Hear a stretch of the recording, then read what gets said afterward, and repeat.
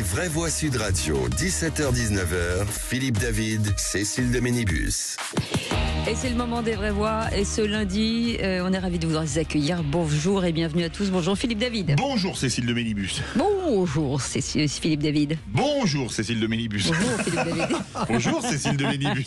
Ça peut durer des heures avec nous. Hein. On peut faire 3 heures comme ça, 4 heures, 5 heures, 6 heures. C'est une nouvelle semaine qui démarre avec vous, bien entendu. Je ne sais pas si vous êtes en vacances ou pas, puisqu'il y a encore un pont cette semaine avec ce numéro de téléphone 0826 300 300. Et c'est Aude qui vous attend aujourd'hui jusqu'à 19h avec le grand débat du jour à 17h30. Des agriculteurs de la FNSEA se mobilisent à l'Assemblée nationale. Ils veulent faire pression en faveur de la proposition de loi Duplon qui permettrait notamment de réintroduire des pesticides néonicotinoïdes. Pas facile à dire. Alors parlons vrai. Est-ce que les interdire en France quand ils sont autorisés ailleurs en Europe ne met pas nos agriculteurs dans une concurrence déloyale? Et à cette question pesticides, doit-on réautoriser les néonicotinoïdes pour protéger nos agriculteurs? Vous dites non à 53%. Vous voulez réagir? Aude et les vraies voix attendent vos appels au 0826 300 300. Et Damien Brunel sera avec nous, secrétaire général de la France Grande Culture et président de la coordination rurale de l'Aisne. Et puis le coup de projecteur des 18h30 des vraies voix. Une chamaillerie, un moment de chahut, de complicité. Voilà ce que dit en tout cas le communiqué de presse de l'Elysée. Les proches du chef de l'État relativisent le coup au visage porté par Brigitte Macron. Dans un premier temps, l'Elysée avait démenti la véracité des images filmées à l'atterrissage en visite d'État au Vietnam. Alors parlons. Est-ce que ce geste vous a interpellé, surpris? À la question moment de complicité, chamaillerie, l'Elysée est-il crédible dans sa communication sur la gifle de Brigitte à Emmanuel Macron? Vous dites non à 97%. Vous voulez réagir? Le 0826 300 300. On vous souhaite la bienvenue. On est ensemble jusqu'à 19h. Les vraies voix Sud Radio.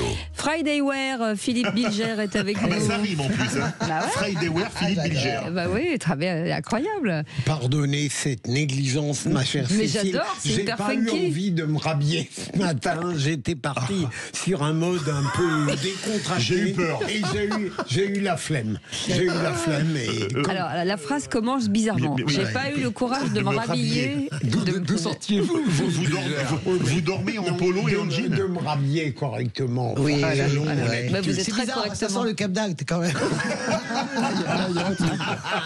Je dis ça, je dis rien.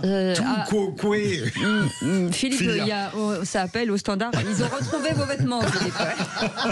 J'ai voulu rajouter une corde à mon parfait anglais.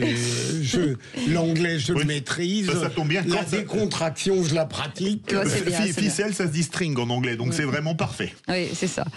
Allez, on passe à la. Oui, bah, allez, c'est déjà grève-le au bout de 5 minutes. Françoise de Goua est avec nous. Je ne participerai pas à cette grave loterie. Je reste sur mon compte à soi. Bonjour les amis, ça va? Ouais, c'est bonjour, merci d'être avec nous. Jean Dorido qui est avec nous, docteur en psychologie, spécialiste de l'aide au sevrage tabagique. Bonjour les amis, Bonsoir. bonjour à tous. Est-ce que vous avez remarqué quelque chose Non. dans ce studio?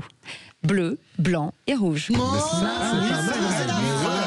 Vive la France. La France, la France, mesdames et La France messieurs. éternelle. Plaisir, à l'identitaire revient. Et vous avez marqué, je suis toujours du côté de Philippe Bilger. Bah, il peut rien. Ça, dans un jeu, on le sait. Oui, ça c'est sûr. Ça se confirme, ça se confirme. J'aimerais des complicités relevant de nos tréfonds, mais on ne sait jamais. Mais enfin, vous Non, savez, mais des complice, tréfonds intellectuels, politiques, enfin. Bien entendu. vous êtes bizarre, tempérament, mais je ne sais ouais. pas qu'est-ce qui s'est passé ce week-end. mangez du Et lion. allongez-vous, expliquez-nous. Non, les mais week-ends. Non, parce qu'il est revenu dans une position debout, on va le garder. Oui, on va pas l'allonger. Eric de Tarbes est avec nous. Bonsoir Eric. Bonsoir Eric. Bonsoir. Bienvenue sur Sud Radio. Vous voulez revenir sur la méconnaissance du bio, vous? Oui, absolument, parce que on entend beaucoup de choses sur le bio. J'ai passé 5 ans en bio. J'étais éleveur bovin. J'ai dû arrêter parce qu'en réalité, le bio, il n'y a pas de débouché. Pour nous qui produisons, qui nous levons tous les matins, qui 365 jours par an, on entend beaucoup de choses à la télé, mais en fait, en réalité, c'est pas du tout au niveau commercialisation, les filières n'existent pas. Quand je vous dis qu'elles n'existent pas, je pèse mes mots. C'est-à-dire, quand vous dites qu'elle n'existe pas, ça veut dire quoi? Ça veut dire que vous le produisez en bio, avec toutes les contraintes que ça engendre et je vendais en conventionnel. C'est-à-dire à des négociants, à des coopératives. Ah oui. Et il y a aucune structure qui est organisée, vraiment organisée, c'est ça que vous voulez dire? Oui, qui va du début à la fin. Et donc, eh bien, nous, les producteurs, moi, j'ai passé 5 ans en bio. J'ai arrêté parce que contraint et forcé. Et je vous assure que c'est difficile. On entend beaucoup de choses sur les agriculteurs. Il y a beaucoup de mes collègues qui se suppriment. Mais je vous assure qu'on est vraiment aidé par personne. Oui. Par personne. C'est la triste réalité. Il faut arrêter de croire que les agris, on les voit avec leurs tracteurs. Oui, tous les ans ils râlent parce que rien n'est fait. Tout est fait par-dessus la jambe par nos dirigeants et rien n'est fait en réalité. On ne va pas au fond du problème, des problèmes. C'est aberrant. On a entendu votre témoignage. En tout cas, vous êtes notre vraie voix du jour et on est très heureux de vous avoir, en tout cas de vous donner la parole. Éric de Tarbes, vous êtes avec nous jusqu'au qui c'est qui l'a dit. On va en parler, bien entendu, dans quelques instants sur cette mobilisation des agriculteurs. Restez avec nous dans un instant. Le réquisitoire du procureur. Monsieur le procureur. Je vais parler de Marc Fesneau. Marc Fesneau, l'ancien ministre de l'Agriculture. Ça n'a rien à voir. Absolument. Non, rien à voir. On en parle dans un instant. Soyez les bienvenus. Sud Radio. Sud Radio. Parlons vrai. Parlons vrai. Sud Radio. Parlons vrai. Les vraies voix Sud Radio. 17h-19h. Philippe David, Cécile de Ménibus. Une table bien fournie aujourd'hui. Philippe Bilger est avec nous, auteur de Me Too Much aux éditions Héliopold. Françoise Degois, Jean Doreido, docteur en psychologie, spécialiste de l'aide au sevrage tabagique et entre autres. Et entre autres, hein. Entre autres, entre bien sûr. Merci de le rappeler. Ma chère c'est bien. Cécile, J'ouvre le champ des possibles. Le champ. Exactement. Il est en train de lancer, Docteur, entre autres, on sait pas. il est en train de lancer une activité, il me l'a dit juste avant l'émission, le sevrage pour les gens qui trichent au jeu. Et je pense qu'il a déjà 2 clients potentiels rapidement. D'accord. Et pour ceux qui gagnent, tout court. D'accord. Dans un instant, les 3 mots dans l'actu, c'est avec Félix Massieu, parce qu'au moins, il y a des gens sérieux autour de cette table. Merci Bonsoir, de mon le cher. dire. Bonsoir, bonsoir tout le monde. Et l'autre, non, merci de le dire. Je bosse avant le faillot, quoi. Le faillot. Allez, on y va. Les 3 mots dans l'actu. Les 3 mots, c'est folie, plaisanterie et sabotage. On va parler de Donald Trump qui estime que Vladimir Poutine est devenu fou, d'Emmanuel Macron qui réagit à l'affaire de la gifle, une plaisanterie, pas une scène de ménage, dit-il, et puis de ces sabotages du réseau électrique ce week-end dans les Alpes-Maritimes. Le ministère de l'Intérieur étudie les revendications de 2 groupuscules anarchistes. Il appelle aussi les préfets à la vigilance. On en parle dans un instant. Soyez les bienvenus tout de suite. Philippe Bilger. Les vraies voix Sud Radio. Le réquisitoire du procureur. Philippe Bilger. Un réquisitoire qui est un véritable sujet de philosophie, monsieur le procureur, puisqu'il s'intitule ainsi « Et si le macronisme avait eu tort dès le début ?» Oui, alors Marc Fesneau est un très proche de François Bayrou et il est intéressant de voir ses avis et ses opinions, même quand on ne les partage pas forcément. Et Marc Fesneau, vous l'avez rappelé, Cécile, a été un ministre de l'Agriculture et à l'heure actuelle, parfois il peut passer pour le porte-parole de François Bayrou des choses que celui-ci ne pourrait pas dire. Récemment, Marc Fesneau a dénoncé une surenchère régalienne au sein du bloc central et il a ajouté que c'était une forme de trahison du macronisme. On voit bien qu'il vise Gabriel Attal et d'autres. Moi, je considère que c'est étonnant de la part de Marc Fesneau de dénoncer peut-être une volte tardive du macronisme qui a enfin découvert la réalité de l'autorité régalienne et qui cherche à rattraper le temps perdu. Donc, je ne partage pas son avis lorsqu'il dit que ça n'est pas le macronisme. On peut regretter précisément que le macronisme n'ait pas compris d'emblée l'importance du régalien. Françoise Degois. Oui, enfin, on est dans la bouillie en fait. En plus, on est dans la fin du macronisme en réalité. Donc, c'est pas ce qu'a dit Elisabeth Borne. Elle a dit hier que ses propos étaient littéralement odieux. Hein. Oui, mais bon, vous savez qu'est-ce qu'on peut dire de la fin d'un quinquennat, d'un deuxième quinquennat qui est presque aussi raté que le premier. Tout le monde est sur la ligne de départ pour lui succéder. J'ai jamais vraiment apprécié Marc Fesneau, parce que Marc Fesneau, c'est évidemment un centriste. Est-ce que vous arrivez à savoir ce qu'il dit et ce qu'il pense vraiment? Là, moi, oui, à peu près. Oui, à peu près. Moi, je l'ai écouté hier pour la motion de rejet sur les agriculteurs. J'ai toujours pas compris s'il était d'accord ou pas d'accord. C'est comme Bayrou, en réalité. L'école de la pensée d'Henri Queuille. Il n'existe pas de problème qui ne puisse être résolu par l'absence de solution. Sauf que Bayrou dit ce qu'il pense. Contrairement aux apparences. Mais bon. Jean Dorédo. Alors je crois que le problème, c'est que parfois il ne pense pas ce qu'il dit.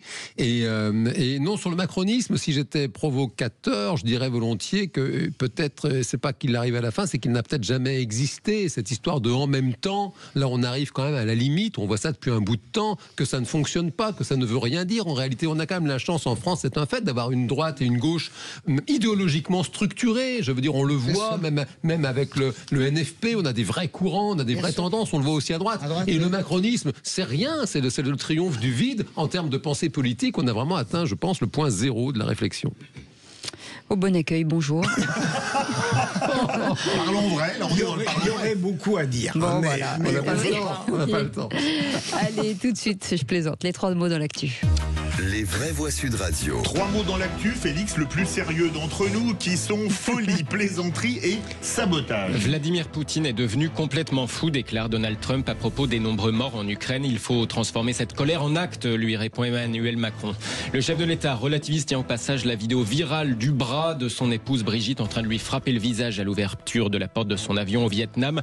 Beaucoup de bruit pour une simple plaisanterie, selon lui. Il ironise d'ailleurs sur ceux qui croient à une scène de ménage. Et puis un pylône scié, un transformateur incendié, des infrastructures électriques prises pour cible ce week-end à Nice et Cannes. La revendication d'un groupuscule anarchiste est à l'étude. Le ministère de l'Intérieur, en tout cas, appelle les préfets à la vigilance. Les vraies voix Sud Radio. Lénine, relève-toi. Ils sont devenus fous. Alors non, Donald Trump n'est pas allé jusqu'à dire Lénine, relève-toi comme Michel Sardou. En revanche, il l'affirme bien désormais, Vladimir Poutine, oui, est devenu complètement fou. Le président des États-Unis l'a écrit noir sur blanc sur son réseau social Truth, en écho à ses propres propos tenus quelques heures plus tôt devant les journalistes.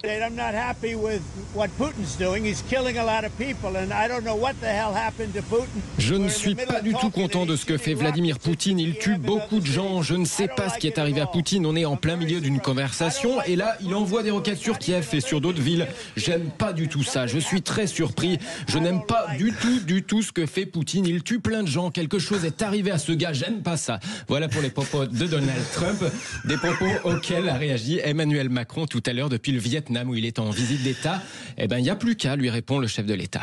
Je pense que le président Trump réalise que lorsque le président Poutine au téléphone lui a dit qu'il était prêt à la paix ou lorsque le président Poutine a dit à ses émissaires qu'il était prêt à la paix, il leur a menti. Nous avons vu ces dernières heures, une fois encore, s'exprimer la colère de Donald Trump et une forme d'impatience. Je souhaite simplement maintenant qu'elle se traduise en actes. C'est-à-dire qu'à plusieurs reprises, le président Trump a déploré, a condamné des frappes. Là, je souhaite que cette indignation qu'il a exprimée, que nous partageons, elle se traduise dans une capacité des États-Unis d'Amérique avec les Européens à menacer d'un paquet de sanctions totalement différents et beaucoup plus massifs qui permettent de dissuader la Russie et enfin d'arrêter le conflit. Emmanuel Macron en visite d'État au Vietnam. Est-ce que c'est un revirement de Donald Trump? Il en a fait beaucoup dans tous les domaines, mais là, je ne lui reprocherai pas celui-là. Dans le genre diplomatie, café de commerce, il a totalement raison. Et comme le dit le président Macron, si ça pouvait aboutir à des actes, enfin, ce serait merveilleux. Je sais qu'il y a des adorateurs de Donald Trump dans ce pays. Ils sont assez concentrés d'ailleurs. Il y en a beaucoup. Il y en a quelques-uns qui écoutent notre radio. Mais comment est-ce qu'on peut même continuer à écouter Donald Trump? C'est-à-dire qu'il y a un moment donné, mes écoutilles se ferment totalement. C'est-à-dire que la déclaration qu'il vient de faire ce matin, eh bien, elle sera différente cet après-midi. C'est quelqu'un qui est absolument pas fiable. C'est une question d'instant, de moment. Donc, je l'écoute. Je suis d'accord avec lui. Mais sauf que, bien sûr, il a tout à fait raison dans ce que vous dites. Mais demain, c'est autre chose. Et après-demain, c'est autre chose. Donc, au fond, j'écoute même plus, en fait, Donald Trump. C'est bête, mais c'est vrai. Jean Dorido. Écoute, alors je trouve pour ma part qu'il y a quelque chose de fascinant et donc forcément d'angoissant chez ce monsieur. C'est un fait, c'est un cow-boy. C'est le psy qui parle. Oui, non, mais c'est un fait que bon, d'abord il est président, il a été élu, c'est quand même la première puissance du monde. Voilà. Et c'est un fait qu'il souffle le chaud, le froid, et les droits de douane, et il balance des trucs incroyables. Et puis finalement, un cas, ça finit par déboucher avec la Chine, en tout cas sur quelque chose de manifestement viable. Bref, il est surprenant. Pareil avec l'Europe.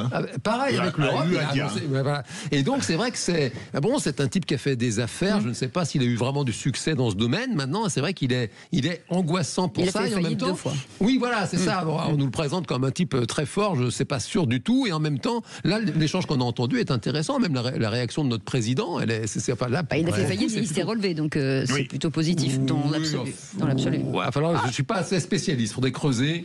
New York, dans l'immobilier des années 80, c'est spécial. Il y a quelque chose qui casse au sens premier du terme, qui fait quand même saigner les oreilles. Et vous aviez un ventilateur géant qui tapissait la sphère médiatique mondiale matin, midi et soir, qui s'appelle Elon Musk et qui maintenant a disparu corps et âme. Voilà, complètement. Non, mais là, même la façon de le dire est. Même la façon. Après, ça, moi, je peux pas l'en vouloir. C'est assez naturel. Mais ça sert à rien de l'écouter en réalité. Allez, le deuxième mot. Pardon, Philippe. Non, je voulais dire, vous avez raison, mais il parle comme le commun des mortels, comme on parlait chez nous. Tendance cow-boy quand même. Deuxième mot. C'est pareil, nous aussi. Plaisanterie, le chef de l'État réagit au passage à la vidéo virale du moment. Oui, celle dans laquelle on voit le bras de son épouse Brigitte lui frapper le visage à l'ouverture de la porte de son avion en arrivant justement pour cette visite d'État au Vietnam. Une plaisanterie, pas une scène de ménage, dit Emmanuel Macron. On fait dire à une vidéo beaucoup de bêtises. Sur ces 3 vidéos, j'ai ramassé un Kleenex, serré la main à quelqu'un et juste plaisanter avec mon épouse comme on le fait assez souvent. Moi, ça fait 3 semaines. Si vous faites l'agenda international du président de la République française, de Kiev à Tirana jusqu'à Hanoï, il y a des gens qui ont regardé des vidéos et qui pensent que j'ai partagé un sac de cocaïne, que j'ai fait un mano à mano avec un président turc et que là maintenant je suis en train d'avoir une scène de ménage avec ma femme. Rien de tout ça n'est vrai, pourtant ces 3 vidéos sont vraies. Donc il faut que tout le monde se calme et surtout s'intéresse au fond de l'actualité. Voilà. Une simple plaisanterie, voilà, on va en reparler notamment dans le coup de projecteur des vraies voix vers 18h40. 3e mot, sabotage avec ces attaques contre le réseau électrique ce week-end dans les Alpes-Maritimes. Le sabotage de 2 installations électriques avait provoqué un blackout massif autour de Cannes en plein festival samedi, puis quelques heures plus tard de nouveau un incendie volontaire a visé cette fois un transformateur électrique à Nice dans la nuit de samedi à dimanche. 45 000 foyers privés d'électricité à Nice, Saint-Laurent-du-Var ainsi qu'à Cagnes-sur-Mer. La circulation des trams, l'aéroport de Nice également était perturbé. La veille dans le Var, c'est carrément un pylône électrique qui avait été scié et un poste haute tension incendié. 160 000 foyers affectés par la coupure. Le festival de Cannes a pu être préservé grâce à son système d'alimentation. Passez-moi l'expression, les salles obscures n'ont pas été plongées dans le noir. En tout cas, ces actions, elles sont revendiquées hier par un communiqué anonyme de groupuscules anarchistes sur un site internet. Revendication en cours d'authentification. En tout cas, le ministre de l'Intérieur, Bruno Retailleau, adresse un télégramme au préfet pour leur demander toutes les mesures nécessaires afin de renforcer la sécurité des principaux sites et infrastructures du réseau électrique. Est-ce qu'on peut parler d'actes terroristes, Philippe Bilger? Aymeric Caron a dit que non ce matin sur Sud Radio. Si Aymeric Caron a dit non, j'aurais plutôt tendance à dire oui, mais parlons sérieusement, mais ça ressemble à des actes terroristes comme on en a connu, et on peut concevoir que ces attaques s'attachent dans ces villes, notamment le Festival de Cannes, avec cette tonalité à la fois vulgaire et somptuaire, je sais pas. Terroriste, il faut quand même pas exagérer, parce qu'entre les éco-terroristes, on parle du terrorisme, on parle du Bataclan, on parle de Charlie. Ça, il y a personne n'est mort avec. Enfin, quand les corps font plastique à village de vacances, on parle bien de terrorisme. Non, mais ça c'est pas le sujet. Là, le village de vacances, là, en l'occurrence, c'est du sabotage syndical que je rejette totalement. Je pense qu'il faut pas fonctionner comme ça. Enfin, si vous coupez 45 000 personnes qui ont parfois des problèmes de santé liés à l'électricité, vous savez que tous les hôpitaux, moi, je ne suis pas d'accord avec Aymeric Caron. Je voudrais simplement qu'on arrête de dire n'importe quoi. LFI est en train d'imposer dans le vocabulaire aujourd'hui le terme de génocide. Plus personne ne le conteste, ce qui est lamentable.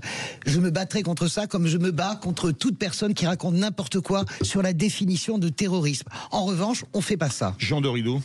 Oui, alors c'est vrai que la sémantique, c'est très important. Bien nommer les choses, c'est essentiel. Maintenant, c'est un fait qu'il y a une tradition d'activisme à l'extrême gauche. Il y a un terrorisme d'extrême gauche qui existe. C'est un fait. On a eu Action Directe en France pendant très longtemps. On a eu des morts, des assassinats terroristes d'extrême gauche, les brigades rouges en Italie. Et donc, c'est un fait que là, manifestement, il y a des groupes, soit anarchistes, soit extrême gauche, qui s'en prennent à des infrastructures. Ça met la collectivité en danger. Voilà, je rappelle que le 9 juin à Nice, il y a la conférence des Nations Unies de l'océan avec 153 pays. Ils ont intérêt à reprocher les trucs. Surtout que je crois que Christophe Madrol va y être. Alors là, ça veut tout dire. Quel rapport? Parce que c'est une des vraies voix. Ah d'accord, ok. Et que donc on pense à Christophe Madrol pour son bien-être de confort à Nice. Donc on l'embrasse. Merci beaucoup en tout cas Félix Mathieu. Vous restez avec nous puisqu'on revient sur cette mobilisation de la FNSEA devant l'Assemblée nationale. Des agriculteurs veulent faire pression pour la réautoriser, ces pesticides interdits au détriment des abeilles. Alors parlons vrai. Est-ce que les interdire en France quand ils sont autorisés ailleurs en Europe ne met pas nos agriculteurs dans une situation de concurrence déloyale? Et à cette question, pesticides, doit-on réautoriser les néonicotinoïdes pour protéger nos agriculteurs? Vous dites non à 52%. Vous voulez réagir? Aude et les vraies voix attendent vos appels au 0826 300 300. Et Damien Brunel est avec nous, secrétaire général de France Grande Culture et président de la coordination rurale de l'Aisne. Bonsoir. Merci d'avoir accepté notre invitation, monsieur le secrétaire général. Sans ces produits, est-ce que ça veut dire que les betteraviers vont mourir? Alors toute simplification est la bienvenue. Donc le retour des néonicotinoïdes fait partie des simplifications attendues par les betteraviers, mais le cœur du problème, il ne faut pas se tromper, c'est l'absence de prix rémunérateur. Allez, on en parle la loi du plomb, on n'en parle pas du tout. On va en parler dans un instant, bougez pas, à tout de suite. Sud Radio. Sud Radio, parlons vrai. Parlons vrai. Sud Radio. Parlons. Les vraies voix Sud Radio, 17h-19h, Philippe David, Cécile de Ménibus. Les vraies voix du jour pour ce lundi, qu'on est très heureux en tout cas de finir avec vous, avec Philippe Bilger autour de cette table, auteur de Me Too Much aux éditions Héliopold, Françoise Degois, Jean Dorido, docteur en psychologie, spécialiste de l'aide au sevrage tabagique, et vous au 0826 300 300. On vous souhaite la bienvenue. Tout de suite, le grand débat du jour. Les vraies voix Sud Radio, le grand débat du jour. À la une, le retour des actions des agriculteurs. Bon, ben révolte. Ils se mobilisent depuis ce matin. Sire, ouvrez, on en a gros. Pour faire pression sur les députés, alors que débute à l'Assemblée l'examen d'une proposition de loi pour lever les contraintes dans le monde agricole et alléger les normes. Je suis désolé, mais je vais laisser les députés faire leur travail. Nous, on veut juste rappeler que cette loi, elle est aussi le fruit d'engagements qui ont été faits. Autre doléance, la réintroduction sous condition de plusieurs néonicotinoïdes. Des agriculteurs donc de la FNSEA se mobilisent à l'Assemblée nationale. Ils veulent faire pression en faveur de la proposition de loi du plomb qui permettrait notamment de réintroduire des pesticides néonicotinoïdes, et la France les avait interdits pour protéger, je rappelle, les abeilles. Alors parlons vrai. Est-ce que la France doit continuer à aller plus loin que les normes européennes en termes environnementaux et en normes environnementales, pardon? Et à cette question, pesticides, doit-on réautoriser les néonicotinoïdes pour protéger nos agriculteurs? Vous dites non à 52%. Vous êtes agriculteur. Tiens, venez témoigner au 0826 300 300. Et c'est Damien Brunel qui est avec nous, secrétaire général de France Grande Culture et président de la coordination rurale de l'Aisne. Et on vous remercie en tout cas d'avoir accepté cette invitation sur Sud Radio. Philippe Bilger. Je note qu'un certain nombre d'agriculteurs sont en effet favorables à la proposition de loi du plomb qui vise à annuler des contraintes, à les alléger et à faciliter l'activité agricole selon eux. J'ai bien conscience aussi, comme l'a dit notre invité, que ça n'est pas peut-être fondamental que cette permission de tolérer certains pesticides qui sont admis ailleurs, et que le problème c'est le pouvoir d'achat, les prix. Mais dans l'arbitrage à faire, et je suis pas un spécialiste de la chose agricole, même si j'aime passionnément les agriculteurs, j'ai plus plutôt confiance dans le point de vue des agriculteurs que dans celui de ceux qui s'opposent systématiquement au nom d'une écologie intégriste à tout ce qui peut les aider. Françoise Degois. On ne parle pas, Philippe Bigère, d'écologie intégriste, on parle de la santé humaine. Quand les spécialistes qui ne sont pas forcément des écologistes enragés vous expliquent qu'on retrouve maintenant des néonicotinoïdes dans les fœtus, que en fait nous sommes on finira au niveau du chlordécone aux Antilles. Moi j'ai fait des dizaines de reportages aux Antilles sur le chlordécone. Est-ce que je souhaite que la France se transforme en ce que sont devenus les Antilles pour cultiver la banane? Vous vous rendez compte de ce que ça représente? Nous tuons en plus de ça les abeilles. Moi je ne suis pas une écologiste forcenée, je n'ai jamais voté vert de mon existence. Par contre j'entends la réalité, j'entends ce que disent les agriculteurs. Il faut savoir pourquoi ils utilisent ce genre de produits. Ça leur permet aussi de ne pas surveiller les cultures pendant des mois et des mois. Il y a évidemment des produits de substitution qui sont probablement pas suffisants. Mais le problème, c'est, et vous l'avez très bien dit, monsieur, c'est la régulation, les prix du marché, c'est les accords de libre-échange. Mais toucher, c'est dramatique de toucher. Vous touchez pas qu'à la vie humaine, vous touchez encore plus à la vie humaine parce que ça touche aux abeilles. Moi, j'ai fait des rapports entiers à Bruxelles sur les abeilles. Franchement, il n'y a plus d'abeilles, il n'y a plus d'êtres humains. Pardonnez-moi du raccourci, hein, mais je suis révolté de ce qui est en train de se passer. Ah, je vous le dis. Jean Dorido.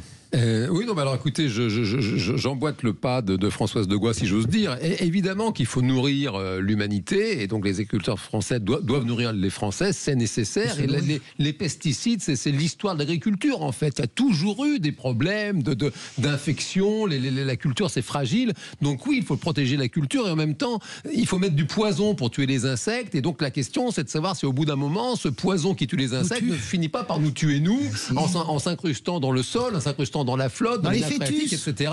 Et donc, bien sûr qu'il faut écouter les agriculteurs. Toutefois, la question, c'est de savoir qui parle parmi les agriculteurs. Parce que on a 200 000 hectares de culture de betteraves en France. Et ça, c'est pas toute l'agriculture française. Et cette question des néonicotinoïdes, c'est vrai qu'elle est essentielle sur le plan de la santé publique. Parce que manifestement, c'est quelque chose d'extrêmement toxique et délétère pour l'écosystème. Dans l'écosystème, il y a système. Il faut tout prendre en compte. Vous voulez réagir d'ailleurs, vous êtes agriculteur, appelez-nous au 0826 300 300. Damien Brunel, vous êtes secrétaire général de France Grande Culture et président de la coordination rurale de l'Aisne. L'Aisne, un gros département betteravier, puisque le gros de la production française se situe dans les Hauts-de-France.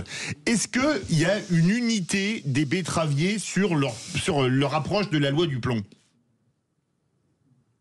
Je pense que oui, mais... Vous voulez peut-être réagir à ce qui a été dit autour de la table. Voilà. Les propos précédents, là, ils m'affolent parce que vraiment, les écolos ont vraiment très bien fait leur travail de propagande. C'est incroyable. On est face à une culture, la betterave ne fleurit pas. Elle ne fleurit pas.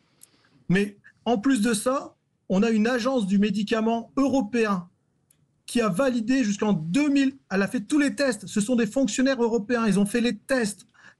Le médicament, en l'occurrence, les NNI sont autorisés dans toute l'Europe. Jusqu'en 2033, c'est validé. On sait que c'est pas dangereux dans l'utilisation normale qui en est faite. C'est pour ça qu'ils ont obtenu l'autorisation jusqu'en 2033. Et nous, les Gaulois, le village d'Astérix, on veut laver plus blanc que blanc. Et on a décidé, mais enfin, pour revenir à l'historique, hein, il n'y a rien de scientifique là-dedans. C'est Barbara Pompili. C'est de la tractation politique. C'est-à-dire que elle a négocié à l'époque où elle était ministre de l'Environnement, elle avait lâché un truc, je crois que c'était par rapport aux chasseurs, et en contrepartie, elle a eu gain de cause sur les NNI. Et on nous avait vendu la suppression des NNI en nous disant « Ne vous inquiétez pas, il y a d'autres solutions ». Les solutions sont pires. Moi, je suis catastrophé. Avant, j'avais une protection sur les semences, c'est-à-dire qu'avec quelques grammes pour 10 000 mètres carrés, je n'utilisais aucun insecticide autre que cette protection des semences. Maintenant, grâce à cette bêtise écologiste, on nous propose des insecticides qui ne marchent pas bien, donc on passe notre temps à traiter avec des produits qui ne marchent pas bien, mais qui font du dégât sur l'environnement. C'est incroyable. Et tous nos voisins, eux, continuent de l'utiliser. En fait, la chose toute simple, on revient à la loi du plomb. La loi du plomb, elle ne va pas très loin. Elle nous apporte un peu de confort dans le travail, mais elle ne répond pas vraiment à nos problèmes économiques. Donc, pourquoi pas, mais ça va pas nous simplifier quoi que ce soit. Ça va pas, c'est du confort, très bien. Mais nous, on veut une harmonisation européenne. Ce serait tellement bien que quand l'agence du médicament, qui s'appelle EFSA, européenne, valide des molécules, ce soit, si elle trouve que c'est dangereux pour tout le monde. Si elle trouve que c'est pas dangereux pour toute l'Europe. Et la France, elle arrête d'avoir une agence franco-française qui repasse derrière avec des fonctionnaires. Heureusement qu'on est indépendant. Heureusement qu'on est indépendant. Alors, monsieur Bichard. Pardon. Je voulais juste réagir sur un truc, pardon Philippe Bilger. C'est fou comme tout le monde met en doute la parole des agriculteurs. Enfin, c'est des gens qui travaillent tous les jours au quotidien. Non mais Cécile, moi je mets pas du tout en doute. Est-ce que je peux non mais soyez sympa. On a travaillé là-dessus. Dire que c'est Barbara. Non mais Cécile, dire que c'est Barbara Pompili un échange. Allez, vous avez vos copains aux Antilles, monsieur. Allez voir le chlordécone. Allez voir les dégâts. Attendez, laissez-le répondre. François, écoutez-le. Allez-y. Damien Brunel. C'est dégoûtant de mélanger la chlordécone, qui est un produit des années 80 ou 70. C'est pareil. Qui est une belle saloperie. Enfin, là, vraiment, c'est de la propagande. Les NNI, ça n'a rien à voir avec la chlordécone. Il ne faut pas tout mélanger. Excusez-moi. Si on veut faire peur aux gens, alors c'est le principe de faire peur aux gens, leur dire vous allez attraper des cancers, il n'y aura plus d'abeilles. Mon père est apiculteur. Et je vais vous dire autre chose. L'essentiel du miel que vous consommez vient maintenant de l'importation. Et il vient de pays qui utilisent les NNI. Alors si c'est bien la preuve qu'on ne tue pas les abeilles avec les NNI, qu'est-ce qu'il vous faut d'autre? La Roumanie utilise extraordinairement... Enfin, voilà. Monsieur le secrétaire général, moi je l'ai dit tout à l'heure, plutôt du côté des agriculteurs dont le point de vue pragmatique m'importe. Mais vous disiez que la proposition de loi Duplon ne vous paraissait pas extrêmement bonne. Pourquoi ne va-t-elle pas assez loin, à votre avis? Eh bien, je vous dis tout simplement, la loi Duplon, on est avec un Parlement très instable, avec 3/3. Pour obtenir un truc, il va falloir négocier autre chose. Moi, je demande simplement que les lois deviennent européennes en termes de produits phytosanitaires. Il faut faire confiance à l'EFSA. Il faut harmoniser dans ce domaine-là. Et en même temps, on fera des économies de fonctionnaires. On arrête d'avoir l'ANSES sur les...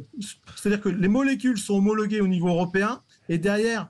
Les marques des produits de traitement sont réhomologuées par une autre agence qui refait la deuxième fois le travail. Bien sûr. Avec une épée de Damoclès, c'est-à-dire que les ONG type Génération Future peuvent à tout moment attaquer en justice.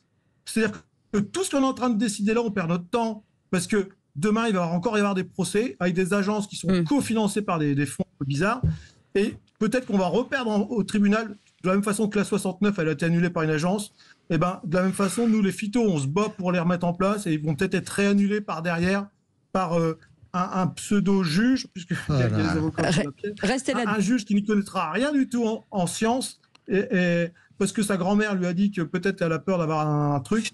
Vous voyez, on en est là. Il faut arrêter avec ces lois franco-françaises. Il y a une question qui se pose. Si l'Europe le valide, ça veut dire que les fonctionnaires européens sont incompétents? Non, ça veut dire qu'il y a des lobbies, parce que c'est très bien. Non, mais excusez-moi, Damien parle à juste titre des lobbies. Oui, vous avez des auditeurs. Les lobbies européens, vous savez combien il y a d'agences de lobbyistes? Je sais. 4000 lobbyistes en permanence qui travaillent en permanence. Donc, et tous les mots que j'entends, j'entends tout ce que vous dites. L'ANSES, c'est justement la qualité de la France. On n'est pas obligé d'aller vers le bas, on peut aller vers le haut. L'ANSES, c'est tous des vétérinaires, c'est des gens qui ont bac plus 15, plus 20. Ils savent quand même de quoi ils parlent. Nous ne sommes pas dans un lobby d'écologistes. Allez, Jean Dorido, allez. Oui, et après, on part au 0826. D'abord, je remercie le monsieur le secrétaire général d'échanger avec nous. Vraiment, c'est très appréciable. Maintenant, c'est un fait sur la parole des agriculteurs. Bien sûr qu'elle est respectable. Pour autant, les agriculteurs ne sont pas ingénieurs agronomes. Pardon de le rappeler. Chacun son métier. Et vous il y a non des plus. scientifiques qui cherchent. Et vous non plus. Je suis ingénieur, pas agronome certes, mais j'ai fréquenté des ingénieurs agronomes. On a des très bons ingénieurs agronomes en France. On a a Agro, c'est une école d'appli de Polytechnique, c'est une très grande école d'ingénieurs. On a des grosses têtes qui travaillent sur le sujet, chacun son métier, et sur justement les recherches qui sont faites au niveau européen, c'est un fait que heureusement qu'en France, nous avons des agences indépendantes françaises. Et il y a quand même assez de souverainistes dans ce pays qui sont pour que la France reste autonome et indépendante. Et donc c'est un fait que le simple... S'il vous plaît, mes chers amis, s'il vous plaît, le simple fait qu'il y ait une dissonance entre un avis scientifique qui émane d'une agence européenne et l'avis de scientifiques français, ce simple fait doit quand même interroger le grand public, quelle que soit justement sa connaissance de l'agronomie et de l'agriculture. Oui. On est face à une situation, ça c'est un fait incontestable, on a un avis qui est rendu par une agence économique, une agence européenne qui nous dit ces produits-là, c'est pas dangereux, et on a des scientifiques français indépendants et aussi qui nous disent non, il faut pas y aller, c'est très dangereux, c'est très toxique. Donc on a un problème. Éric de Tarbes. L'ANSES n'a pas dit que c'était dangereux. L'ANSES n'a pas dit que c'était dangereux. C'est Barbara Pompili qui a dit que c'était dangereux. Elle a quoi comme formation, Barbara Pompili? Non, mais Barbara Pompili, elle ne l'a pas sorti de son chapeau. Vous savez, il n'y a plus d'insectes. Il n'y a plus d'insectes. Calmez-vous, s'il vous plaît, 2 secondes. 0826 300 300. Éric est avec nous. Éric. Oui, Éric. Éric et après Jean-François. Éric de Tarbes. Éric. Oui, je vous entends. Je vous entends vous disputer. C'est le principe du débat. Voilà. Oui, c'est assez rigolo en fait parce que c'est à l'image de la France. Voilà, il y a quelqu'un qui décide de quelque chose, et puis il y a la grande majorité des autres qui s'insurgent contre ce monsieur parce qu'il a décidé. Bon, en tous les cas, nous qui sommes en bout de chaîne, c'est assez difficile pour nous de s'adapter à tout ça, de suivre les règlements. On a des traçabilités qui n'en finissent plus. Tous les ans, on nous rajoute de la paperasse. Ce produit, il est interdit, mais par contre, dans 2 ans, on recommence. C'est super compliqué. C'est super compliqué. On ne sait rien faire sans les techniciens. Maintenant, sans les techniciens des coopératives. Et moi, ce que je ressens, c'est que, déjà pratiquement, c'est que tous les jours, tous les ans, nos frais phytosanitaires, ils augmentent. Et qui tire son épingle du jeu, nous payons. Et qui tire son épingle du jeu, c'est les coopératives. Voilà, c'est toujours pareil. Vous pouvez prendre n'importe quel produit, c'est les coopératives qui rigolent. Alors, Éric, restez avec nous. Au-delà de ça, nous, les abeilles, on les aime. On aime les animaux, puisqu'on en élève. C'est complètement aberrant. Trouvons des alternatives. Il y a des scientifiques en France, c'est les meilleurs du monde. On ne veut pas tuer la nature. On en vit, nous. Alors, Éric, restez avec nous. Éric, restez avec nous. Et Jean-François nous appelle au 0826 300 300. Bonsoir, Jean-François. Bonsoir les Brévois. Alors, moi je suis un peu comme le monsieur, je rigole. J'entends beaucoup de gens qui parlent et qui ne connaissent pas les dossiers ni les sujets. Bon, je vais vous dire, les non-nicotinoïdes, il y a une des substances des non-nicotinoïdes qui est dans la pilule pour les femmes. Donc vous voyez jusqu'à où ça peut aller. Donc il y a un moment qu'on nous chante Ramona. Voilà, il y a une chose qu'il faut savoir comment ça marche déjà. C'est que les non-nicotinoïdes, c'est un enrobage. Voilà, qu'on met sur la graine, d'accord? Donc, une fois qu'on a fait ça, la semence arrive, on sème courant, on va dire, entre les régions, entre 15 octobre et 15 novembre. À ce moment-là, les abeilles, elles ne sont pas trop dehors, je vous le rassure. Bon, et l'effet de réaction des non-nicotinoïdes, c'est 3 semaines à 4 semaines, des fois dans le maïs. Voilà, et encore pas toujours. Voilà. Donc, si vous voulez, là où votre premier auditeur, là, qui était un peu énervé, avait raison, c'est que moi, chez moi, il y a des ruches. À l'époque, je faisais de l'orge avec des néonicotinoïdes. On a fait du blé dur avec des néonicotinoïdes. On n'a jamais d'abeilles qui sont mortes. Voilà. Donc, il faut savoir comment ça marche. Voilà. Quant au monsieur avant moi qui parlait des coopératives, oui, c'est vrai que chaque année, c'est de plus en plus cher. Oui, c'est vrai que Mme Bandolaïne, chaque année, nous rabote nos subventions. Voilà. Et puis ce qu'il faut savoir aussi quand même, c'est qu'aujourd'hui, même les coopératives, elles ne sont pas en grande forme. Hein, parce que les deux plus grandes coopératives du Sud-Ouest, une est à moins 25 millions de déficit et l'autre à moins 27. C'est vrai. Voilà. Donc il faut arrêter de croire beaucoup de choses. Voilà. Aujourd'hui, la loi du plomb, c'est un souffle, une bouffée d'oxygène pour les agriculteurs. Ça devait amener de la simplification, parce qu'on en a marre des paperasses. Vous faites ce qu'on appelle une MAE. Une MAEC, c'est si vous voulez, c'est une mesure agro-environnementale et climatique. Bon, vous faites ça. Moi, je suis depuis 3 ans. Oui. En 3 ans, on a changé 4 fois de règles. D'accord.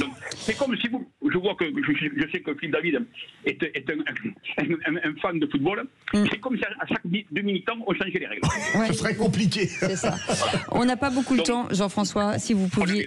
Ouais. Et aujourd'hui, les non-nicotinoïdes, on en a besoin, parce qu'on le veuille ou pas, si c'est pas depuis chez nous, ça rentre de l'extérieur. Et si on veut crever l'agriculture aujourd'hui en France, d'ici 1 an ou 2, il faut continuer à écouter LFI, les écologistes et compagnie.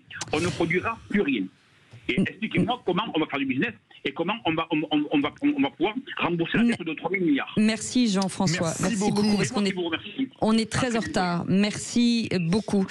Bien entendu d'avoir accepté notre invitation à Damien Brunel qui est avec nous, un secrétaire général de France Grande Culture et président de la coordination rurale de l'Aisne.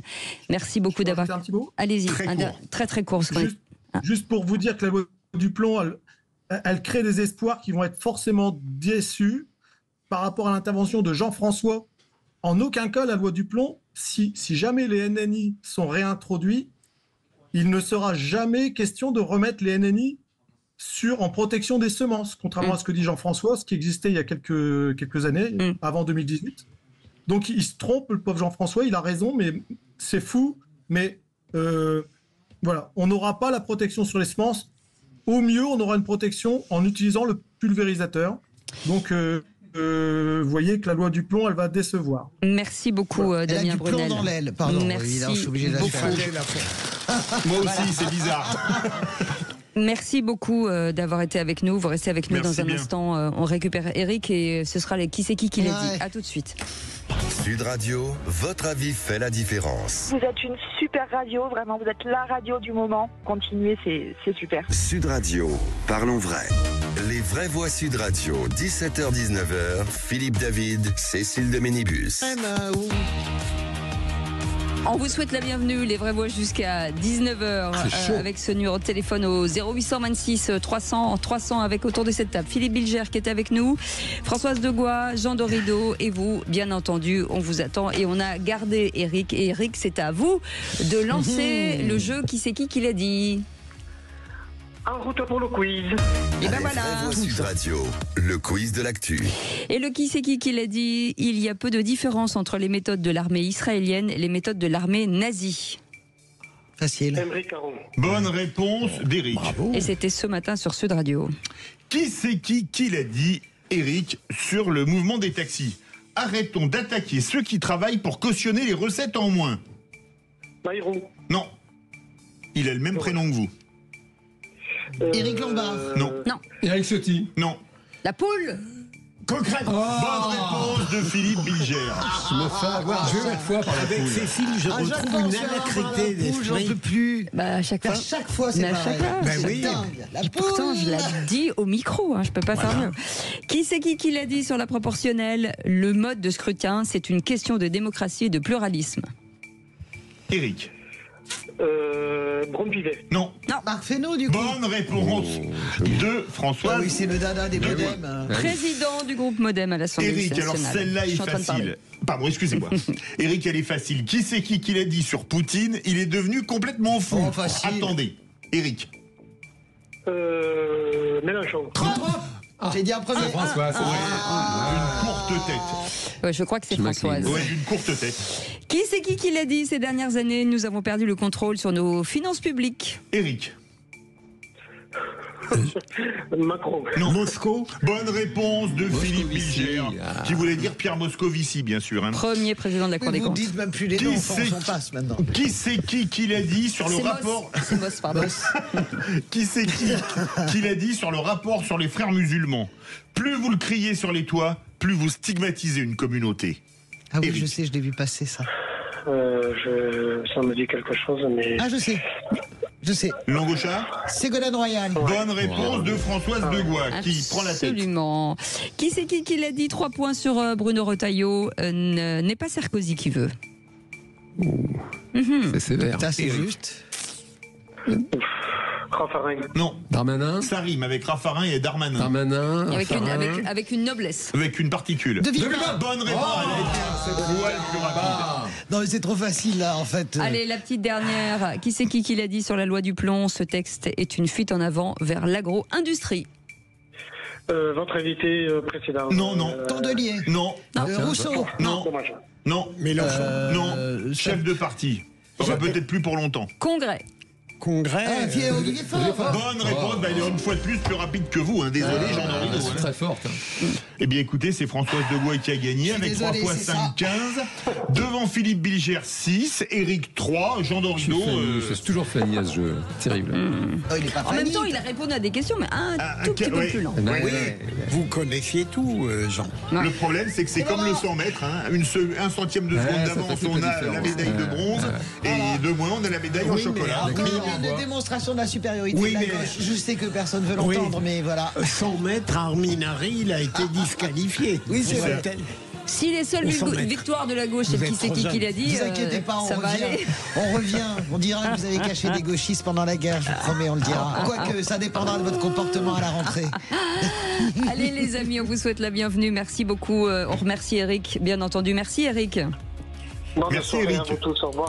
On vous embrasse très fort. Merci d'avoir été avec nous. Dans un instant, c'est le journal et puis la météo de Rémi André et puis Philippe David. Vous allez encore avoir 2 coups de gueule pour le prix d'un, puisque nous sommes lundi. Et je trouve qu'entre un humoriste et un cinéaste, ils vont vraiment très loin. Il s'en est passé des choses ce week-end. ça va être bien. Soyez la bienvenue, à tout de suite. Sud Radio. Sud Radio. Parlons vrai. Parlons vrai. Sud Radio. Parlons vrai. Les vraies voix Sud Radio, 17h-19h, Philippe David, Cécile de Ménibus. Bienvenue sur Sud Radio, bienvenue dans Les Vraies Voix. Philippe Bilger est avec nous, auteur de Me Too Much aux éditions Heliopol. Françoise Degois est avec nous, Jean Dorido, docteur en psychologie, spécialiste de l'aide au sevrage tabagique et de plein d'autres choses. Docteur en autre chose. C'est très vendeur. Hein, bon, voilà. Ne changez rien, Cécile. Après, moi, je vous envoie des Merci patients, pour vous votre faites ce que aide. vous envoyez. On s'organise. Les sevrages. Après, je vous laisse gérer. Hein, voilà. Et vous nous laissez des messages au 0826 300 300. Et avec Philippe David, eh ben, on les sélectionne. Ah oui, et puis là, c'est le bonheur est dans le pré. Voilà. Eh ben, écoutez. Bonjour, je suis Mylène, j'habite en Haute-Corrèze. J'entends depuis ce matin une émission concernant la Corrèze.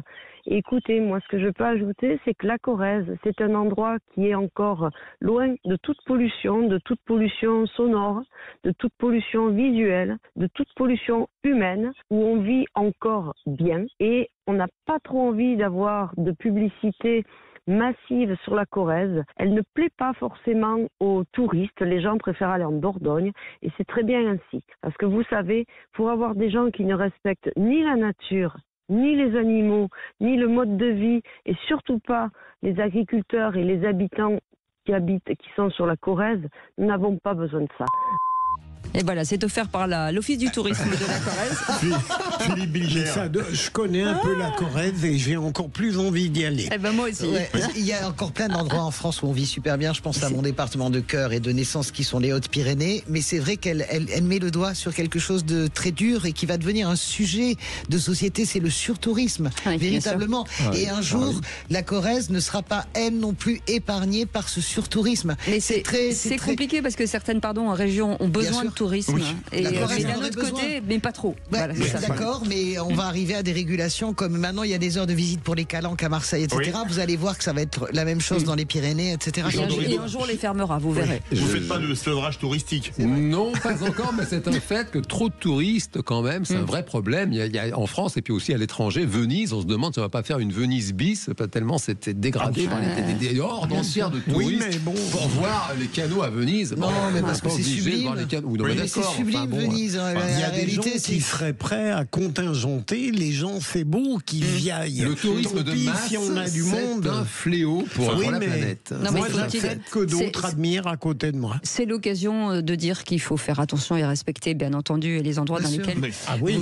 vous allez. Dans un instant, le coup de gueule de Philippe David. Ah bah là, il y en a deux d'un coup, comme tous les lundis. Ce qui est bien, c'est si vous avez eu cette idée, le lundi, il y a le week-end. Pour en faire deux, et ben j'en fais deux. Et vous ça savez va être pourquoi un je vous ai- humoriste et un cinéaste. en fait, Vous savez de minibus. pourquoi j'ai fait ça? Non. C'est un peu votre psy du lundi. Ah bah Ça c'est vous bien, je suis détend. pris entre deux psys, de mieux en mieux. À tout de suite. Sud Radio. Parlons vrai. Parlons vrai. Sud Radio. Parlons vrai. Sud Radio. Parlons vrai. Les vraies voix Sud Radio, 17h-19h, Philippe David, Cécile de Ménibus. Et pour démarrer cette semaine autour de cette table, Philippe Bilger est avec nous, Françoise Degois, Jean Dorido, docteur en psychologie, spécialiste de l'aide au sevrage tabagique, et puis Philippe David, bien entendu, et parce que c'est son moment, donc Philippe il va râler. Les vraies voix Sud Radio. Comme d'habitude, je vais remettre le clocher au milieu du village et même de deux, puisque nous sommes lundi. Merci Cécile. Le premier est a priori à Paris, tandis que le second est à Boulogne-Billancourt. Pourquoi ces deux lieux? Parce qu'on peut dire que certains sont totalement en roue libre pour cracher sur les Blancs et les Français de souche, terme d'ailleurs qui me déplaît au plus haut point. On commence par ceci. Nos frères algériens, on vous aime, merci de remplir mes salles, on est ensemble ici, on est unis, je vous le dis pour la dernière fois, tout le temps qu'on perd à s'insulter entre Marocains et Algériens, c'est du temps perdu à insulter les Gouères. Libérez du temps pour les Gouères, libérez du temps pour les Gouères, libérez du temps pour les Gouères. La voix que vous venez d'entendre est celle de Mustapha El Atrassi, humoriste sur une scène dont je n'ai pas trouvé le nom mais qui a fait le buzz tout le week-end. En effet, dans son spectacle, celui-ci appelle les Algériens et les Marocains à ne pas s'insulter, mais à réserver leurs insultes aux Gouères, c'est-à-dire en argot du Maghreb, les Blancs, les Occidentaux, les Chrétiens. Un Gouère prenant la mouche et préférant quitter la salle, l'humoriste le qualifiera de miskin, qui signifie pauvre type. Des propos qui ont fait un tollé sur les réseaux sociaux, les indigénistes voyant ce tollé volant au secours de l'humoriste. Et inutile de dire que ces propos me choquent. Imaginez un humoriste catholique et blanc qui tiendrait ce propos sur les Arabes ou les Noirs. On demanderait son bannissement des salles de spectacle, des médias, et on manifesterait à la République en rappelant les heures les plus noires de notre histoire. Mais le racisme anti-blanc n'existe pas puisque ce sont les sociologues qui le disent. La sociologie étant pourtant à la science ce que la piquette est au grand cru. Mais ce n'était pas tout, on écoute ceci. Mais le monde n'est pas fait comme ça. Donc je pense qu'il n'y a plus de Français de souche et que, enfin si, il y a des Français de souche, ça s'appelle des fins de race et ils vont se mélanger avec les autres et tant mieux pour nous tous et bienvenue quoi les gars, il n'y a aucune raison d'être énervé. Vous avez reconnu le cinéaste Mathieu Kassovitz qui sur l'antenne de LCI, face à notre ami Maxime Liedo, n'hésite pas à qualifier les Français de souche, je cite, de fin de race, comme on parlerait de résidus de fond de capote pour une personne qu'on déteste.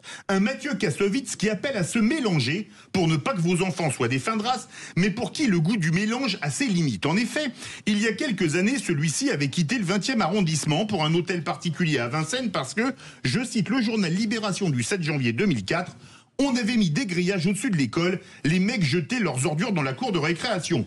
Des actes probablement commis par des fins de race, Marie-Chantal et Charles-Édouard. Un Mathieu Kassovitz qui aime le mélange, mais chez les autres. Alors marre d'être insulté, messieurs El Atrassi et Kassovitz, le gouer de fin de race que je suis vous méprise. D'autant plus que je crois que Mathieu Kassovitz a récidivé à Cannes ou je sais plus où.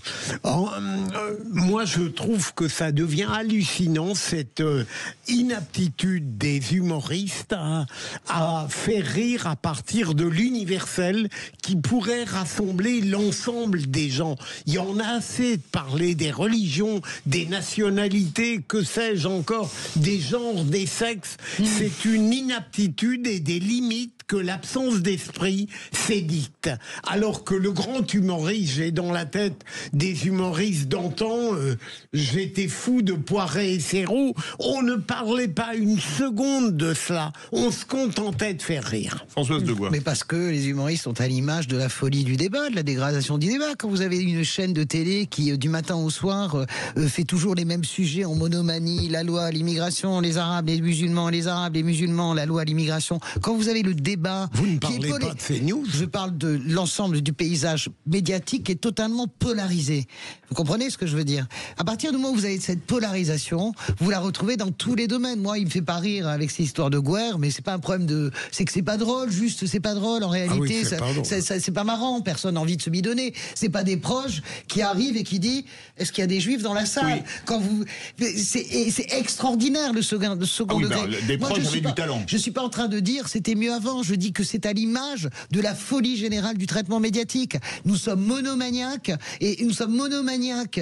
Il y a des groupes médiatiques qui sont monomaniaques, il y en a d'autres qui sont en contre monomaniaques. On va aller jusqu'où comme ça? Et le deuxième point sur Kassovitz, il le dit maladroitement, il dit juste métissez-vous.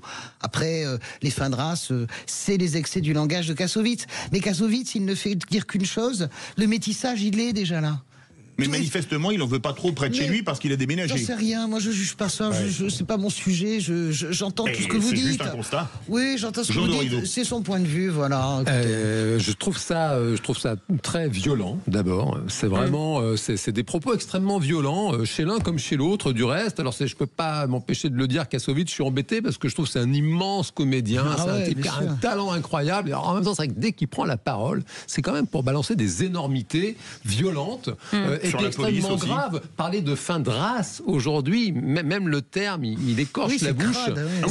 C'est vraiment. Je ne comprends pas cette violence chez ce monsieur. Je ne sais pas s'il a des comptes à régler avec je ne sais qui. Quant à cet humoriste, c'est un fait. Oui, c'est pas drôle. Pour autant, c'est grave parce que ça, on nous rabâche les oreilles, alors, notamment à gauche avec le vivre ensemble. Bah, pardon, pas seulement la gueule de vivre ensemble. Quoi. Voilà où on en est en 2025. Et une salle. Pardon, Françoise. Une salle hilar, c'est quand même un fait. Je ne sais pas la jauge de la salle devant laquelle se produit ce monsieur, mais on a quand même, si vous voulez, vous savez, c'est cette question, peut-on rire de tout? Oui, mais ça dépend avec qui, mais pas avec n'importe qui. Et là, si vous voulez, il y a des personnes qui ont la capacité à mettre du recul. Mais on peut rire de plein de choses si c'est fait avec drôlerie. Exact, bien sûr. C'est de la vanne. Et là, c'est... Moi, je pense que c'est vraiment le reflet de la folie générale du débat. Je pense que le débat devient fou. Je pense qu'à partir du moment où vous passez une journée entière à faire des unes, à expliquer que, en gros, tout musulman de France est un potentiel égorgeur en puissance. Non, excusez-moi, je vais juste. Écoutez, je voudrais, excusez-moi de vous dire, regardez Valeurs Actuelles, regardez la façon dont ont été traités. Je voudrais vraiment finir. Je ne suis pas en majorité ici, donc je finis. Oui, mais vous ne pouvez Bien pas sûr dire que c'est vrai. Regardez comment a été traité le rapport Retailleau. Regardez sur les frères musulmans par le Figaro comment ça a été. Regardez comment le rapport a été traité par la gauche. Et bien voilà. Par le Monde. Et bien c'est ce que je vous dis, Philippe Bilger. Bon. Vous êtes dans l'exacte démonstration de ce que je vous dis. Que ce soit un côté Le Monde, la façon dont il l'a traité, ou que ce soit le Figaro, nous sommes les otages de cette polarisation. Nous en sommes les victimes et l'humorisme en est là. Je n'y crois pas. Merci beaucoup. C'était le sujet en tout cas du coup de gueule de Philippe David. Tout de suite, l'info en plus. Les vraies voix Sud Radio. Et c'est avec Félix Mathieu, des agriculteurs se mobilisent pour la proposition de loi Duplon, mais d'un autre côté, des apiculteurs manifestent leur inquiétude. Oui, une proposition de loi Duplon censée permettre de réintroduire les néonicotinoïdes, réintroduction dérogatoire d'un insecticide en particulier, l'acétamipride, interdit en France depuis 2018, mais autorisé ailleurs en Europe jusqu'en 2033. Et c'est bien ce que dénoncent les agriculteurs, notamment de la FNSEA, qui voient une concurrence déloyale par rapport au reste de l'Europe. Cette réintroduction est réclamée donc par les producteurs, notamment de betteraves sucrières, de noisettes, on en parlait dans le grand débat, qui affirment n'avoir aucune autre solution pour protéger efficacement leur culture. Mais les apiculteurs, eux, estiment bien qu'on risque de mettre en danger leurs abeilles. On est avec l'un d'eux justement pour en parler. Bonsoir Florent Coliro. Oui, bonsoir. Bienvenue, merci d'être avec nous dans Les Vraies Voix sur Sud Radio. Vous êtes apiculteur à Landry, près de Bourg-Saint-Maurice, membre aussi de la Fédération française des apiculteurs professionnels. Est-ce que vous pouvez nous rappeler pourquoi à l'époque les apiculteurs avaient réclamé cette interdiction des néonicotinoïdes? Est-ce qu'il y a un lien direct avec les mortalités d'abeilles à l'époque? Est-ce que vous savez si d'ailleurs depuis on voit plus de morts dans les abeilles dans les autres pays européens qu'en France depuis que c'est interdit? Oui, en fait, au moment où ça avait été interdit, il y avait des problèmes de gros problèmes de dépopulation de ruches chez mes collègues apiculteurs, surtout en grande culture. Et Et donc ça avait été long aussi de démontrer que ça revenait de l'arrivée des néonicotinoïdes. Notamment à l'époque c'était sur tournesol. Et après un long combat, des analyses assez longues, on est arrivé à aider à ce que les parlementaires décident d'interdire les néonicotinoïdes sur les cultures en France. Oui, vous le constatiez pas beaucoup, par exemple, pour les apiculteurs qui étaient à côté donc, de plantations de tournesol. Oui, tout ce qui était grande culture. En plus, en fait, le problème des néonicotinoïdes, c'est que c'est des produits qui agissent à très faible dose. On parle de quelques grammes de matière active par hectare et qui ont une rémanence, donc en plusieurs années, on peut avoir des remontées de produits et qui peuvent. Et du coup, en fait, c'est des produits qui sont un peu trop magiques. Et en fait, on enrobe la semence, toute la culture est produite. Pardon Florent Caliro, on vous entend très peu, très mal. Ah oui. On a bien compris que c'était un problème en tout cas pour vous. Pardon parce que on vous entend de très loin et c'est très difficile pour nous de vous entendre. En tout cas, merci d'avoir accepté notre invitation, Florent Caliro. Vous êtes apiculteur à Landry, près de Bourg-Saint-Maurice et patron de la Fédération des Français des apiculteurs. Membre en tout cas de la Fédération française des apiculteurs professionnels. Merci beaucoup d'avoir accepté notre invitation. Merci beaucoup Félix Mathieu, vous restez avec nous. On fait une petite pause, on revient dans un instant avec le tour de table de l'actu de Nos Vraies Voix. Tout de suite. Sud Radio. Sud Radio. Parlons vrai. Parlons vrai. Sud Radio. Parlons vrai. Les Vraies Voix Sud Radio, 17h-19h, Philippe David, Cécile de Ménibus. Et ils sont dans une forme olympique, elles sont dans une forme olympique, les Vraies Voix ce soir, Philippe Bilger, Françoise Degois, Jean Dorido, bien évidemment Cécile de Ménibus, et c'est leur tant attendu avec son jingle magique du tour de table de l'actualité. Oh, dites, je vais envoyer les actualités, vous venez les voir dans la cabine? Je vais vous raconter une histoire pas banale. Et vous me racontez pas votre petite journée? On a assez perdu de temps comme ça. Le tour de table de l'actualité. Et Philippe Bilger voulait parler des nouvelles tendances de l'amour qu'on qualifiera de plus libérées qu'à une certaine époque. Ah bon? Oui, mais c'est son sujet. Mais enfin, mais qu'est-ce qui se passe? Si vous me Attendez, permettez, je prends des notes, bougez pas. Avec l'autorisation bienveillante de Patrick Roger, je peux dire un mot? Allez-y, bien sûr. De la visite que j'ai faite cet Mais dans le micro, dans le micro. à l'exposition David Hockney, c'est une merveille parce que on peut le juger naïf. Et combien de fois j'ai sorti cette absurdité devant des grands peintres, mais je peux le faire. Là, c'est fabuleux. Allez le voir, et notamment, il y a un très beau tableau pour vous, ma chère Cécile, Giverny. Mais plus sérieusement, le couple, d'après une sociologue, n'est plus tout à fait le même, bien sûr, aujourd'hui qu'hier, et notamment dans une catégorie qui va de 18 à 29 ans. Je vois le regard totalement affolé de Jean Dorido. Pour quelle raison? D'abord, entre 18 et 29 ans, d'après cette sociologue, on a beaucoup plus de partenaires. Mais les liens intimes ont complètement changé et ils oscillent entre le couple et la sexualité. Qu'est-ce que vous voulez dire? Mais ça me passionne. Laissez-le finir. Parce que les sociologues que je n'ai jamais aimés comme jurés dans la cour d'assises sont remarquables, c'est leur métier, pour analyser les évolutions d'une société. On constate donc que les partenaires sont multiples entre 18 et 29 ans, que le couple a encore sa place, mais qu'en réalité le débridement sexuel, comme chez Dodu, je vous en prie, a son importance. Donc c'est un monde que je ne connais plus. Non, mais c'est intéressant. Totalement débridé. C'est ça. D'abord, il est sapé, on ne sait pas comment, comme un hippie aujourd'hui. Non, vous avez raison sur. Non, mais c'est magnifique. Moi, je le vois avec dans mon propre environnement, la façon que les jeunes ont de penser l'amour et la sexualité. Des fois, d'abord, c'est séparé. Ils sont fluides. Moi, j'adore cette expression. C'est fluide, en fait. C'est-à-dire qu'on peut effectivement faire l'amour avec un partenaire en étant complètement dissocié, en fait, de l'émotion passion et de l'amour. Et en réalité, les couples durent... Non, mais c'est quelque chose... Ils durent très peu de temps et qu'on rentre dans la vie de couple durable beaucoup plus tard. C'est assez passionnant de voir... Mais ils croient au couple en même temps. Ils y croient, il y a des relations, comme vous le dites très comme bien. une espèce d'idéal comme ça, un peu lointain et fantasmé. Mais en réalité, on se sert physiquement. Voilà. Et ce qui est Qu'est-ce que ça change d'avant Parce que je pense que les femmes avant ne fonctionnaient pas comme ça. Maintenant, vous avez ça vraiment, les jeunes filles. Non. En tout cas, on avait beaucoup plus d'interdits, Cécile. Je pense que notre génération, la génération de nos mères, la réalité, c'est que c'est beaucoup plus fluide. Et en plus de ça, les garçons et les filles se disent facilement bisexuels. Et on multiplie les partenaires. On multiplie les partenaires, mais ça peut être des partenaires du même sexe. Je pense qu'on n'a pas les mêmes copines aussi. Allez. Je crois que Jésus multipliait les pains, notre jeunesse multiplie les partenaires. Aimons-nous les uns les autres. Mais c'est vrai, vous voyez ça, moi je vois ça. Non, mais c'est très...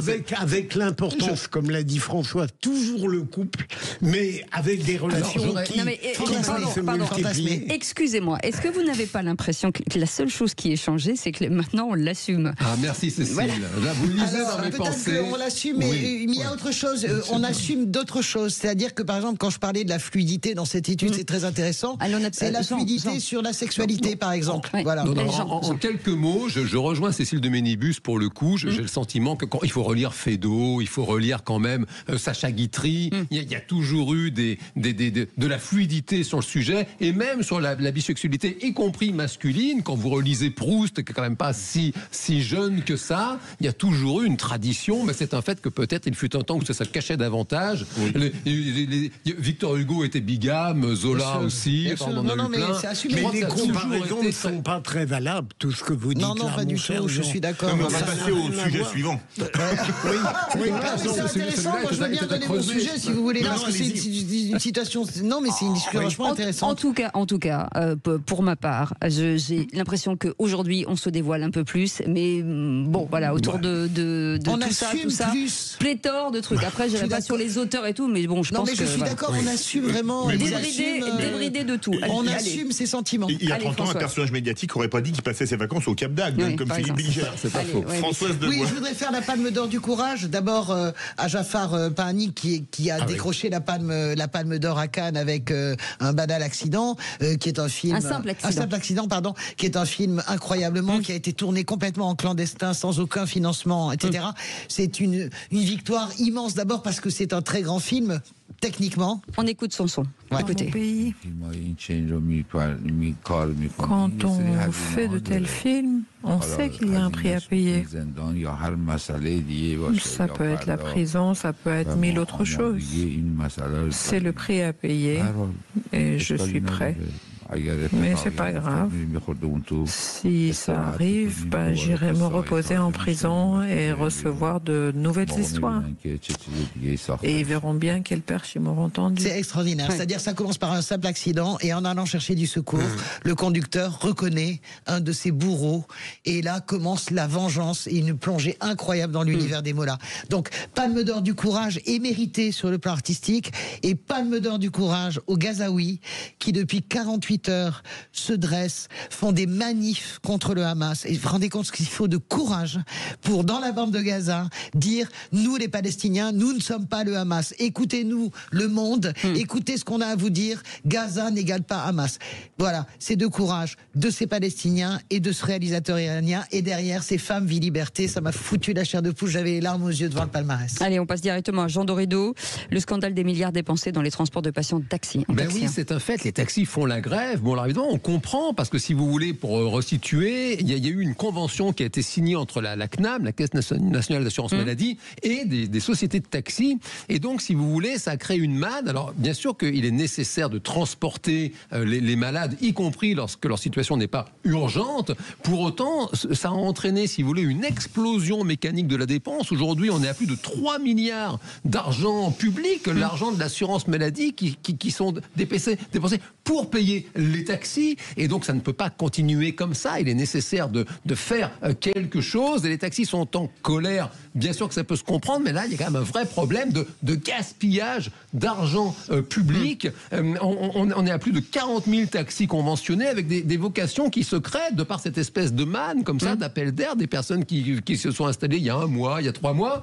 Et pour vous dire, le système est vraiment à revoir, notamment avec des hôpitaux de proximité pour que les gens aient moins de kilomètres à faire. Et pour vous dire les abus que ça a pu créer, cette convention, il y a un journaliste anglais, ça a été rapporté dans le Courrier international notamment, qui explique qu'il a eu une opération à la hanche. Bon, ok, d'accord, ça arrive. Il avait 35 kilomètres à faire pour aller à l'hôpital. Et donc, au moment de repartir son opération, le médecin lui dit, écoutez, je vous signe une ordonnance pour que vous puissiez être ramené chez vous en taxi. Et lui, il dit, non, c'est ma compagne qui va venir me chercher. Et le médecin semblait déçu. Et il lui dit, mais pourquoi vous allez imposer 70 km aller-retour à votre épouse alors que ça peut être pris en charge par l'assurance maladie, vous voyez? Et l'anglais, lui, il comprend pas. Il dit, non, moi je vais pas dépenser de l'argent public, c'est ok avec ma femme pour qu'elle me ramène, vous voyez? Et des situations comme ça, il y en a énormément et c'est un vrai problème. Des taxis qui ont été pris pour des grosses fraudes à l'assurance maladie. En plus, ça crée de la fraude. Centaines de milliers d'euros. Après, je tiens à dire, dans un pays, encore une fois, que nous connaissons bien, dans la ruralité, dans le monde de la montagne, très souvent, c'est des services irremplaçables parce que vous avez des gens qui ont 90 ans, qui partent par exemple à Purpan à Toulouse et qui ont l'obligation, parce que vous n'avez plus de VSL, je vous rappelle que vous n'avez plus d'ambulance, parce que vous avez de moins en moins d'ambulances. C'est arrivé encore à quelqu'un que je connais, il a été ramené en taxi. Toulouse, la vallée de Lourdes, vous comprenez, ça fait 270 km, mais heureusement et les ambulances que les taxis passent étaient pas là. Toujours dans les endroits aussi. Heureusement que les taxis étaient là, donc il faut faire de la dentelle en fait. Il faut faire de la dentelle, je ne vous fais pas dire. C'est comme dans tout, il y a toujours des gens qui fraudent, qui essayent de récupérer. Comme au qui l'a dit. Non, pas de notre côté. Vous savez, je suis un peu un douanier, moi, donc rien ne peut passer par moi. Non. Vous êtes une gablette. Oui, je suis là. Un gablou, c'est une gablette au féminin. Une gablette, c'est mignon. Ouais, c'est ça. Je suis une gablette. Ça me va bien d'être une gablette. À la contrebande. Allez, les chers amis, vous restez avec nous. Dans un instant, un geste de Brigitte Macron fait polémique. L'Élysée dément puis minimise une scène filmée lors d'un voyage au Vietnam. Alors, parlons vrai. Est-ce que ce geste vous a interpellé, surpris? À la question, moment de complicité, chamaillerie, l'Élysée est-il crédible dans sa communication sur la gifle de Brigitte à Emmanuel Macron? Vous dites non à 96%. Vous voulez réagir, le 0826 300 300. On en parle dans un instant. Soyez les bienvenus. On est ensemble jusqu'à 19h. Sud Radio, votre attention est notre plus belle récompense. J'adore Sud Radio dans la mesure où là au moins on peut s'exprimer en direct et donner notre avis. Sud Radio, parlons vrai. Papa. Les vraies voix Sud Radio, 17h-19h, Philippe David, Cécile de Ménibus. On est ravis de vous accueillir, les vraies voix, au 0826 300 300 avec Philippe Bilger autour de cette table, Françoise Degois et Jean Dorédo, et je crois qu'on s'est arrêté à ce sujet de Philippe Bilger sur la sexualité des jeunes, où certains disent mais ça a toujours été comme ça. Il y a des gens autour de cette table, il y en a un surtout qui dit j'ai arrêté de compter le nombre de mes partenaires. Il y en a incroyable. On se demande bien qui. Il y en a un des trois. Ah, c'est pas moi. Oh, les balances. On plaisante, bien entendu. Allez, vous soyez les bienvenus dans un instant, tout de suite même, le coup de projecteur des vraies voix. Les vraies voix Sud Radio, le coup de projecteur des vraies voix. Emmanuel Macron prend la parole depuis Hanoï au Vietnam. Il a rappelé le but de ce voyage. Jusqu'ici, tout va bien. Mais il est aussi revenu sur cette vidéo virale, celle du couple présidentiel à son arrivée de son avion. Hier soir, on y voit Emmanuel Macron pris à partie par son épouse. On plaisantait, se défend le président. Très marrant. On doit pas avoir le même sens de l'humour. Il assure, on fait dire à une vidéo beaucoup de bêtises. Fake news. Et qui conclut, il faut que tout le monde se calme. Je vous demande de vous arrêter. Une chamaillerie, un moment de chahut, de complicité. En tout cas, c'est ce qu'ont annoncé les proches du chef de l'État, qui relativise le coup porté au visage par Brigitte Macron à Emmanuel Macron. Dans un premier temps, l'Élysée avait démenti la véracité des images filmées à l'atterrissage en visite d'État au Vietnam. Et finalement, il trouve un subterfuge. Alors parlons vrai. Est-ce que cela peut nuire à l'image de la France au début d'une visite d'État dans un pays amis avec qui nous avons eu une relation compliquée. Et à cette question, moment de complicité, chamaillerie, l'Élysée est-il crédible dans sa communication sur la gifle de Brigitte à Emmanuel Macron? Vous dites non à 96%. Vous voulez réagir? Le 0826 300 300. Philippe Bilger. Événement ou non événement? J'aurais eu tendance à dire qu'on faisait beaucoup de mousse autour de quelque chose qui n'est pas, me semblait-il, central. Mais j'avoue, quand je vois la continuation de ce débat là-dessus, que peut-être ça n'est pas aussi anodin que je le croyais. Il y a 2-3 choses qui m'intéressent. D'abord, le fait, vous l'avez dit, Cécile, que l'Élysée a démenti initialement. Alors que si c'est si dérisoire, on aurait pu l'admettre. Deuxième élément, on voit très nettement que ça n'est pas une claque. Hein. C'est quelque chose qui peut être en effet, dans un couple, une sorte de geste amical lorsqu'on touche délicatement la joue, mais je ne sais pas comment ça a été fait. Et troisième élément, elle refuse de prendre son bras, alors que d'habitude, elle le fait toujours. Ouais. Donc je pense qu'il y a eu quelque chose qui, à ce moment-là, en plus, au moment où ils vont descendre de l'avion, est révélateur de quelque chose qui s'est passé et qui renvoie probablement à une petite mésentente ou à un propos maladroit, que sais-je encore. Françoise Degois. Moi, je suis quand même... J'ai adoré la réponse d'Emmanuel Macron, pour une fois. Je l'ai trouvé très drôle. Hein. C'est-à-dire, à Kiev, je prends de la cocaïne, je tords le bras au président turc et maintenant, je me fais battre par ma femme. Je trouve quand même que c'est assez délirant. Surtout que ça touche quand même, je pense, le seul point fort, le seul point puissant d'Emmanuel Macron, c'est vraiment sa relation avec Brigitte Macron, avec son épouse. S'il y a bien un combat qu'il a mené toute sa vie pour obtenir ça, c'est ça. Et je trouve que c'est délirant les proportions que ça prend. Et d'ailleurs, demain, je ferai un édito là-dessus chez notre ami Jean-Jacques Bourdin. Je trouve ça dingue. Parce que la façon dont c'est relayé en France, par tous les comptes, amis, véritablement, je les peux dessiner, Philippot, Collard, etc. Tous les comptes amis, vraiment, de la Russie. Tout ce qui peut, comment dirais-je, affaiblir à chaque fois la France, c'est des millions de vues. Hein. Est-ce qu'un couple a le droit de s'engueuler, de se chamailler? Est-ce qu'on sait ce qui s'est passé dans cet avion? Il y a des gens à l'Élysée qui disent qu'il y a eu une bataille, en fait. Ils faisaient des bagarres comme on fait dans les avions. C'est déjà arrivé avec des pistolets à eau entre les officiers de sécurité, le président, etc. Non, mais ça arrive très souvent. Moi, j'ai fait une bataille de polochon avec Jacques Chirac, hein, en rentrant de la Polynésie. Donc, non, mais vous comprenez que c'est surprenant. Oui. Non, c'est pas surprenant. Ça fait partie des rituels qu'il y a dans les avions quand vous avez 14 heures de vol dans les pattes. Donc, voilà. Je trouve ça délirant. Voilà. Je pense que c'est purement politique. La façon dont c'est manipulé est politique. Et rien que pour ça, je prends la défense de Macron. Jean Rideau. Alors, oui, la réponse du président est très à droite, ça c'est un fait. Il est très à droite en un seul mot. Oui, voilà, je ne fais pas de mauvais jeu de mots. Mais il lui arrive très à droite aussi. Oui, c'est vrai que c'est très, très monté en épingle par des comptes qui ne sont pas forcément des amis de la France. Pour autant, c'est, me semble-t-il, quelque chose de très embêtant, voire même de très grave sur l'image du président. C'est un vrai sujet. Il est très mal entouré sur la gestion de son image. C'est pas la première fois. Il y a des photos qui sont sorties. On se rappelle à la Réunion, cette photo incroyable. On aurait cru un montage, avec ces deux garçons, qui font des doigts d'honneur, avec notre président, avec sa chemise comme ça, suant comme ça sur cette photo. Et donc, si vous voulez, il est très mal entouré. Et c'est un fait. Je voudrais pas paraphraser Monsieur Fillon, surtout pas, mais imagine-t-on Yvonne de Gaulle à la sortie de l'avion pour pousser comme ça son mari au visage? Évidemment que non. Et puis quand même, dernier point, pardon de le dire, c'est pas de la chamaillerie quand même. Il faut pas être un grand devin pour voir qu'ils sont quand même très fâchés l'un contre l'autre. Effectivement, Madame Macron qui refuse de lui prendre le bras, on voit qu'ils sont vraiment en bisbille à ce moment-là. Et pardon de le rappeler, les violences conjugales, c'est très grave. On ne porte pas la main au visage de la personne avec qui on vit sous le coup de la colère. Ça ne se fait pas, et c'est très dangereux. Notre réalisateur nous dit dans l'oreillette, oui, imaginez l'inverse. On aurait raison. Après, on ne porte pas la main au visage de quelqu'un. Voilà. On n'a pas d'invité. Non. C'est entre nous. Il ne faut pas exagérer. Lorsque vous avez souri tout à l'heure, lorsque j'évoquais des gestes qui peuvent être tendres dans un couple, on peut faire ça comme ça. Non, mais là, le geste, c'est ça. Là, le geste, c'est ça. Vous êtes sûr? Oui, j'ai regardé la vidéo, même au ralenti. Après, tout le monde est en train de la regarder au ralenti, cette vidéo. Il esquive. En fait, il esquive.